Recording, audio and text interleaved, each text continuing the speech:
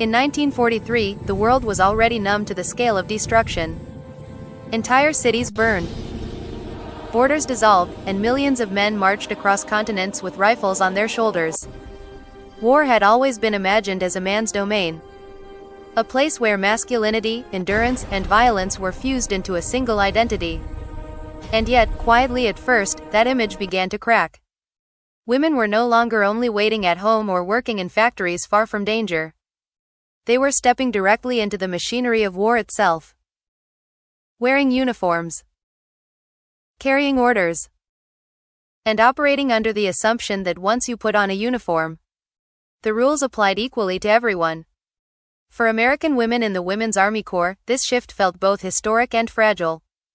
They were clerks, drivers, radio operators, and logistics officers, often stationed dangerously close to the front lines. Their work kept armies moving and saved lives, even if it rarely made headlines. British women went further still.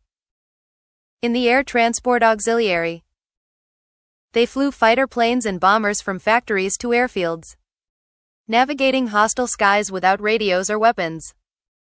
French women, especially those in the resistance, lived with constant danger, sabotaging rail lines, passing intelligence, and smuggling weapons, knowing that capture could mean death. Across all these roles, there was a shared belief. They were soldiers now, and soldiers were protected by the laws of war. That belief didn't come from naivete. It came from training manuals, briefings, and international agreements. The Geneva Convention was clear in principle. Uniformed military personnel, once captured, were prisoners of war. They had rights. They could not be abused, humiliated, or punished for simply doing their duty. Women were taught the same survival rules as men.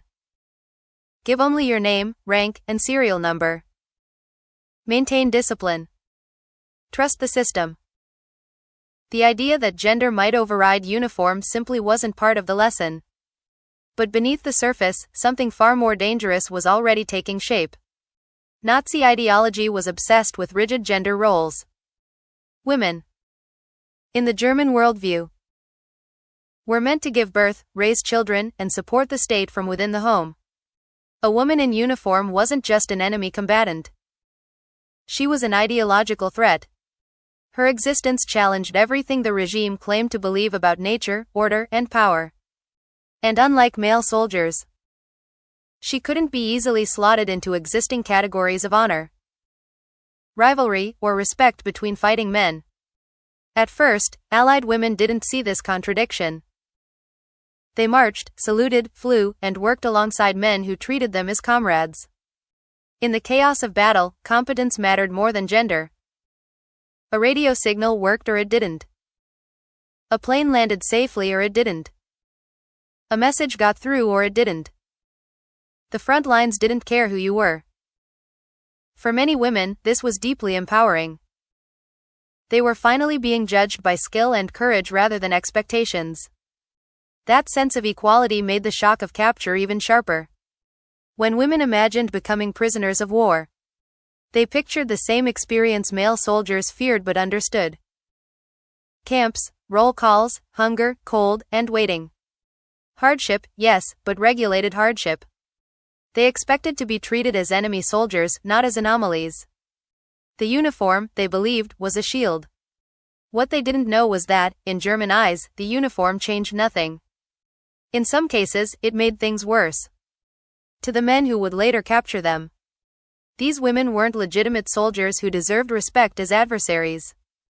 They were seen as women who had abandoned their natural place and therefore forfeited the protections normally associated with it. This twisted logic allowed German officers to view them not as POWs, but as exceptions, loopholes, and problems to be solved. The tragedy of this moment lies in how invisible it was. There was no announcement, no public declaration that the rules no longer applied. Allied governments continued sending women into war zones, confident in international law. Training continued. Missions continued. And women continued to believe that if the worst happened, the system would hold. That belief followed them into capture. into interrogation rooms, and into trucks headed away from the front lines. This wasn't just a failure of imagination. It was a failure of history to catch up with reality. The laws of war had never been tested by large numbers of women in uniform. No one had seriously asked what would happen if those laws met an enemy who fundamentally rejected the idea of female soldiers. By the time the answer became clear, it was already too late for many of the women who had trusted the rules. They went to war believing they were pioneers of progress, symbols of a changing world. In many ways, they were right. But progress came at a cost no one warned them about. The battlefield didn't just test their courage. It exposed a terrifying truth. Equality in service did not mean equality in suffering. And the moment they were captured, the world they thought they understood collapsed around them. What happened next was not chaos. And it wasn't the result of a few rogue officers improvising in the fog of war. It was organized, deliberate, and already waiting. By the time Allied women began falling into German hands in noticeable numbers, the machinery for dealing with them had already been built. Quietly. Away from public orders and international scrutiny. Nazi leadership had decided that female enemy personnel would not be handled the same way as men. Not sometimes. Always. The first sign was separation. Wherever women were captured. Italy, France, Belgium. The pattern repeated with unsettling consistency. Male prisoners were grouped together, registered, and sent down familiar channels toward established POW camps. The women, even when captured alongside those men, were pulled aside. Different trucks. Different paperwork. Different destinations. Guards often couldn't explain where they were being taken. Only that these prisoners were special cases. The word sounded administrative, almost harmless. It wasn't. Inside German command structures, this separation had a name and a rationale. Memos circulated describing female military captives as a unique category. Neither civilian nor proper soldier. Their presence on the battlefield, German officials argued, represented a moral deviation rather than legitimate service. That framing mattered. Once these women were redefined, the protections of the Geneva Convention could be quietly set aside without ever openly rejecting the treaty itself. On paper, Germany still followed the rules. In practice, it created a shadow system that existed just beyond them. This system had its own infrastructure. By late 1943, there were multiple detention centers specifically designated for female Allied prisoners, often housed in repurposed hospitals, schools, or administrative buildings. They carried no visible markings, flew no flags, and were absent from official POW lists. Red Cross inspections never reached them because, officially, the prisoners inside didn't exist. Transfers in and out were poorly documented or deliberately mislabeled. If someone went looking later, there would be gaps, contradictions, and dead ends. The people staffing these facilities were trained for this work.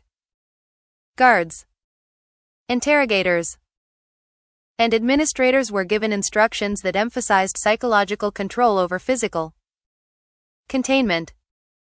The goal wasn't simply to hold these women until the war ended. It was to process them, classify them, and reshape them. German documents used bureaucratic language to describe it, but the intent was clear.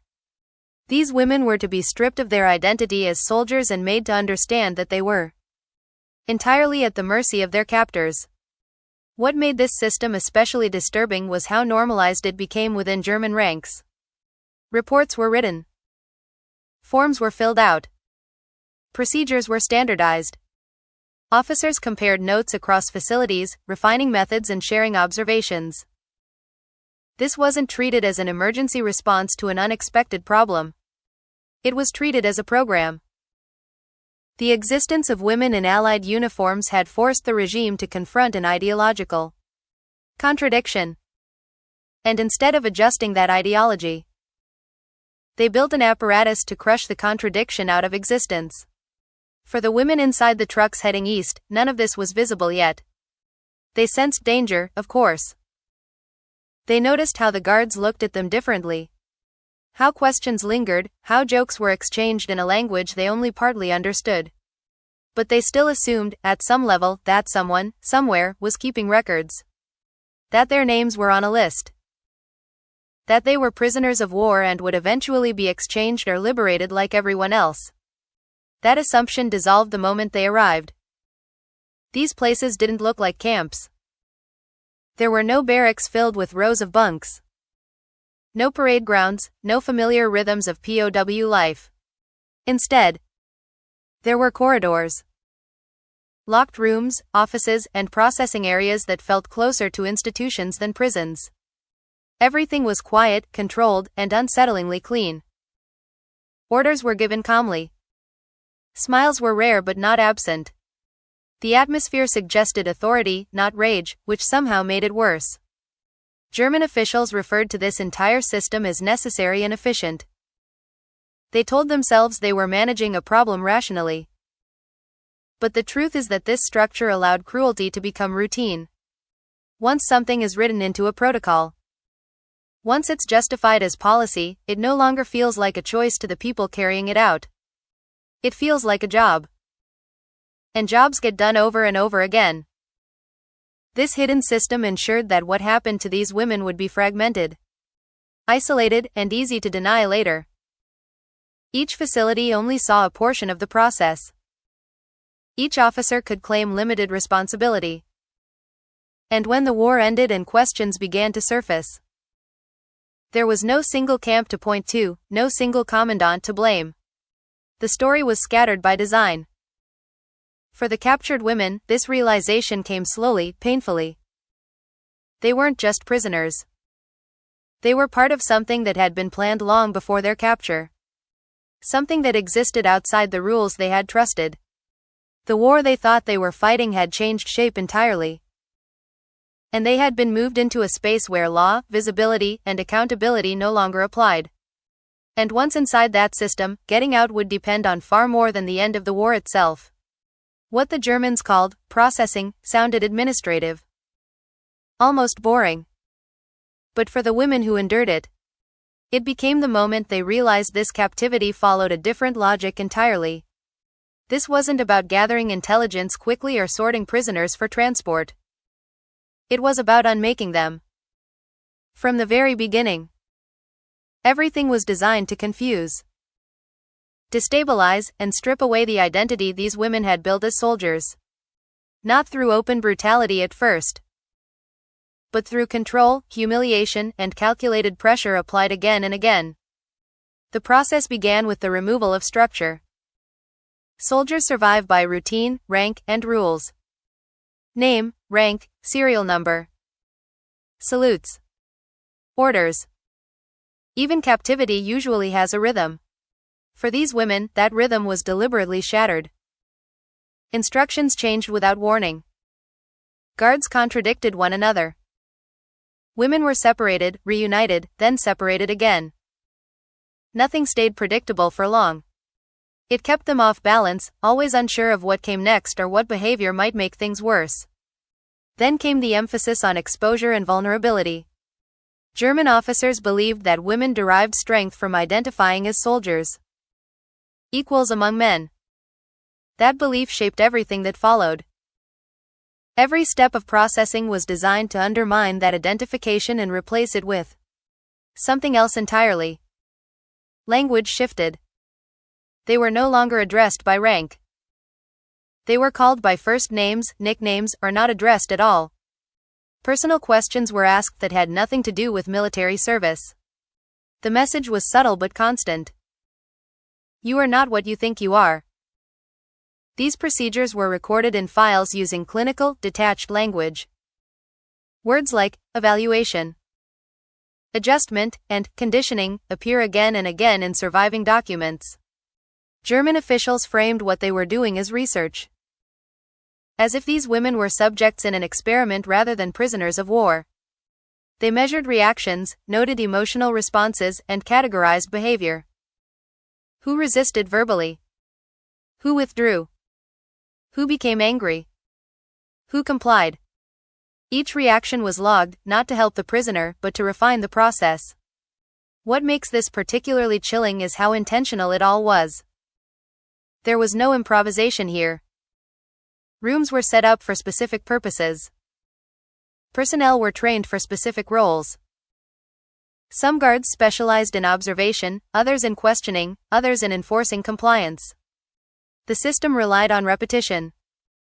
The same techniques were used across different facilities, producing the same patterns of fear and exhaustion. Over time, the goal was simple: make resistance feel pointless and identity feel fragile. Yet the Germans underestimated something fundamental. They assumed that once stripped of external markers like uniforms and ranks, these women would collapse inward. Instead, many adapted in ways their captors didn't anticipate. Deprived of formal structure, they created informal ones. They memorized each other's stories. They whispered reminders of who they had been before capture. They marked time not by clocks or calendars, but by shared moments. Who returned from questioning, who didn't, who needed help standing, who needed someone to listen. This quiet resistance wasn't dramatic. It didn't involve escapes or attacks. It looked like sharing warmth in a cold room, or repeating training routines in memory to stay sharp. It looked like refusing to cry in front of guards, saving tears for the dark. It looked like insisting, silently or aloud, that what was being done to them did not redefine them. To the Germans, this resilience was infuriating. It contradicted their theories and threatened the sense of control they believed they had achieved. In response, pressure increased. Processing blurred into interrogation. Psychological tactics intensified. Isolation became more common. Some women were singled out as leaders and removed from the group. Others were offered small privileges in exchange for cooperation, testing whether survival instincts could be turned against solidarity. These methods were also studied, evaluated, and adjusted. The system was constantly refining itself, chasing the point where resistance would finally give way. But even as fear deepened, something stubborn endured. Many women continued to hold on to the idea that this, too, was a battlefield. That endurance itself was a form of defiance. They couldn't control what happened to them, but they could control what they gave. For some, that meant silence. For others, it meant small acts of kindness toward fellow prisoners. For all of them, it meant refusing to accept the version of themselves their captors tried to impose. The Germans called this phase a success when women became quieter, less confrontational, easier to manage. But quiet is not the same as broken. What the records couldn't capture was the internal resistance that remained long after visible. Defiance faded. The ability to endure without surrendering belief. The understanding that identity isn't something another person can erase, no matter how carefully the system is designed. This was psychological warfare in its purest form. Not fought with weapons, but with control, repetition, and fear. And while the system inflicted deep and lasting damage, it also revealed something the planners never fully grasped.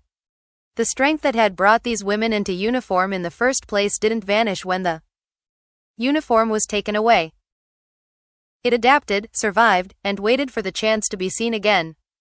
When the war finally began to collapse around the Third Reich, liberation arrived suddenly and without ceremony.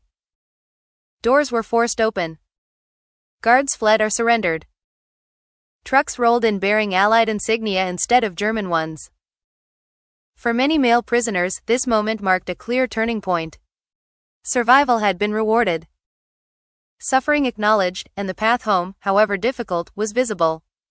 For the women held in the shadow system, liberation was only the end of one kind of confinement and the beginning of another. The soldiers who found them were unprepared for what they saw. These women didn't resemble the prisoners they had been trained to expect. Many were severely underweight, physically injured, or emotionally unresponsive. Some couldn't speak at all. Others spoke too much, words tumbling out in fractured bursts, trying to compress months or years of experience into a few desperate minutes. Medics focused on stabilizing bodies. But there was no clear plan for what to do with minds that had been pushed far beyond anything the manuals described. Almost immediately, a quiet separation took place.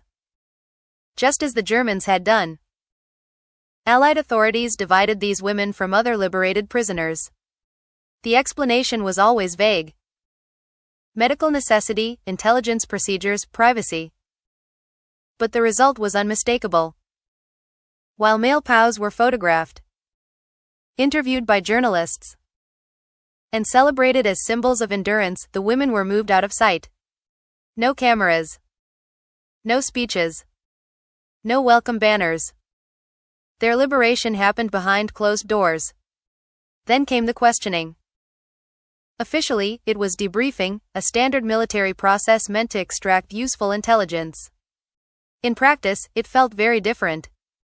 The questions went beyond troop movements or enemy positions. Officers asked for details about treatment, facilities, methods. They asked the same questions repeatedly. Sometimes in ways that felt less like documentation and more like scrutiny. Many of the officers conducting these sessions had no training in trauma. Some couldn't meet the women's eyes. Others clung to their forms, as if paperwork might shield them from what they were hearing. At the end of these sessions, the women were often presented with documents to sign. Some were routine. Others were not. These papers emphasized confidentiality, national security, and the importance of discretion. They were told that certain experiences should not be discussed. Not with family, not with doctors, not even with other veterans. The implication was clear, even if it was never stated outright. What happened to you is inconvenient, and the country would rather move on. This silence followed them home. Back in their own countries. They found a public hungry for victory stories and deeply uncomfortable with anything that complicated them. There were parades and medals for men. There were speeches about heroism and sacrifice. But when women tried to speak, the response was often confusion, disbelief, or quiet dismissal. Some were told it was better not to dwell on unpleasant things. Others were advised to focus on rebuilding their lives and leave the past behind. Medical care offered little relief. Doctors, overwhelmingly male, often misunderstood or minimized what these women were experiencing. Nightmares, panic, and dissociation were chalked up to nerves or hysteria. Physical injuries linked to captivity were overlooked or inadequately treated. When women tried to explain the cause of their symptoms, they were sometimes interrupted, redirected, or gently discouraged from continuing. The message, once again, was that certain truths were too much. Over time, many learned to keep quiet. Some out of fear of violating the secrecy they had agreed to. Others because speaking brought no comfort, only awkward silences or strained expressions. Families sensed there were gaps in the story, but didn't know how to ask, or didn't want to know. Husbands, parents, and siblings often preferred a version of events that fit neatly into familiar narratives of war. And so the women carried their memories alone, shaping their lives around something no one else could see. Official records reflected this erasure. Military histories mentioned women's service in broad, sanitized terms, if at all. Files detailing captivity were heavily redacted or sealed for decades. Researchers who stumbled across references to special facilities or missing transfers found incomplete trails that led nowhere. It wasn't that the truth had been lost. It had been deliberately buried. It took decades for that silence to crack. As time passed and the women aged, some began to speak, often to historians rather than institutions. They were no longer seeking justice or recognition in the traditional sense. They wanted acknowledgement. They wanted the record to be honest. When documents were finally declassified and patterns emerged, it became impossible to dismiss their stories as isolated or exaggerated. What had happened was systemic, planned, and hidden on purpose. The tragedy is that many did not live to see this moment. They died believing their experiences would never be recognized. That their suffering would remain an uncomfortable footnote if it was remembered at all. Liberation had freed their bodies, but history had kept their voices confined. And yet, in telling these stories now, something shifts. The silence that once protected institutions no longer holds the same power. These women are no longer anomalies or shadows. They are witnesses. Their endurance did not end with the war, and their courage was not limited to the battlefield. It continued through years of dismissal. Through imposed quiet, through lives lived with invisible scars. Remembering them isn't about reopening old wounds. It's about refusing to let injustice be compounded by forgetting. Their stories remind us that survival alone is not the end of the fight. And that recognition, however late, still matters. History doesn't change what happened to them. But telling the truth ensures that what they endured is finally seen, named, and carried forward. No longer in silence but in memory.